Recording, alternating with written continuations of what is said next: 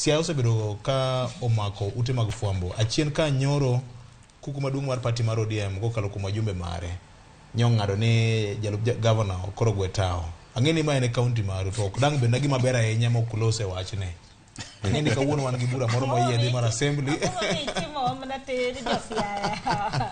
Ing'eni kaka wanene en mar jopiny. Sirikal machiegni gi jopiny en sirikal ng'a? Mar kaunti. Mar kaunti. Okay. Erokamano VOJ.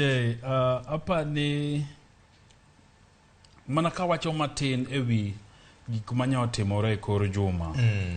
Apa ni wach Migori manotimore to gigi motimore Kericho.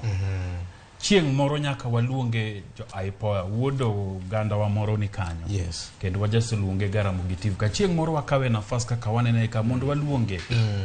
To gi spokesperson mar obila bende nyaluo. Nikech ineno ka tulo muoch kuonde mamoko to oktiye gi teko mathoth. To ka en kaluo to en teko mathoth nikech inyalo paro ka polis ogo ji adek bunde manyaka chielo hinyore otho Kisumo ka gilawo jomatatu koro kendo nye Migori. Apani ok en wach maber. Nyicha bende ka nyithi jopoli bende riot Kisumo, nyicha chiel kuom giogo gi tear gas canister ma bende wiye kal mare obarore.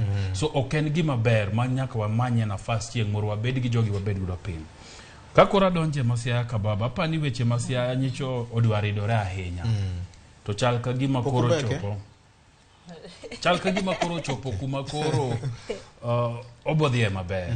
Nikech jalup governor William Uduol Denge yande ogolo weche.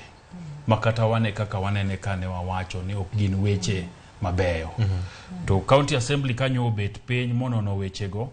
Nikech inyalo paro ni wuok tich mokalo nwakwa county assembly ni gine monego gidonjere wechegi mondo gitieki. To kanye gigolo report. Tapane report no kata bede mana ni nitiere kaka jomoko wacho ni onindo nyakonchiel.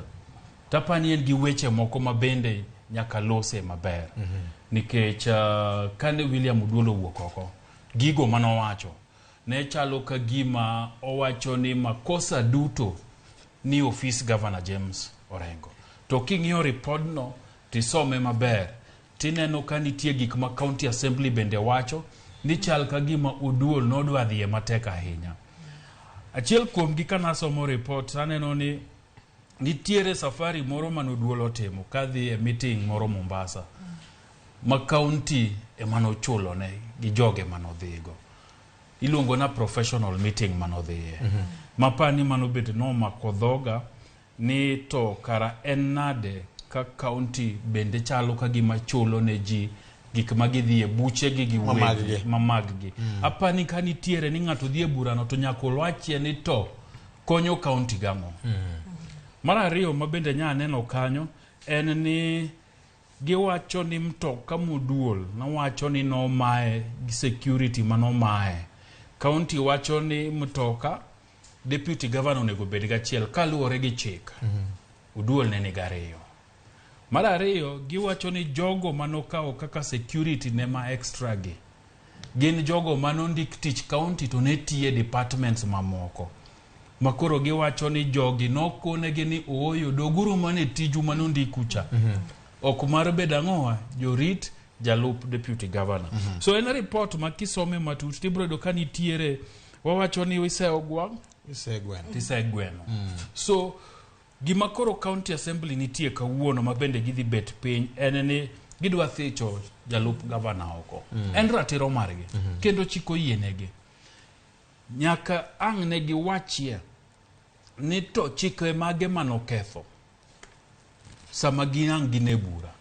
Apani motion no en mar Gordon Ongoro ma en MCA ma East Assembly.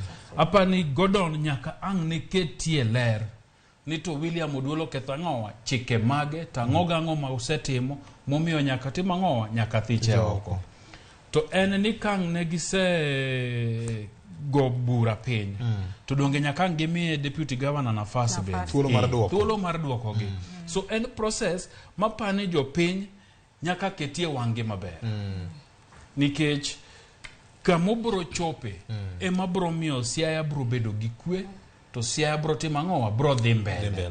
So en gima nyaka tim e yo maler, en gima nyaka jo county assembly bed ni gin gi solid reasoning ka neno report gi cha, to ka gitimo kamano to gibro miyo jopiny ma jo Siaya mawuok e sub counties auchiel gi nafas maber mar ng'eyo adiera to gi ler gigo matimore ang'o matimore e county gi. So an mara en mana mar kwayo county assembly kawuono, mana kaka nwakwagi mane gigolo report ma giwacho ni gisetimo nonro kawuono, bende kaber to proceedings maggi gikete ler mondo jopiny bendo ne ang'o obedie gi winjo, jopiny bendo obedie gi lony, bro dhi maber mokalo, nikech tokma to koro japiny nyalo bedo gi ler nang'o matimore Siaya. Mano koro bunge la wananchi ma Siaya ang'ini wasego kod mbaka migepe moko mag piny owacho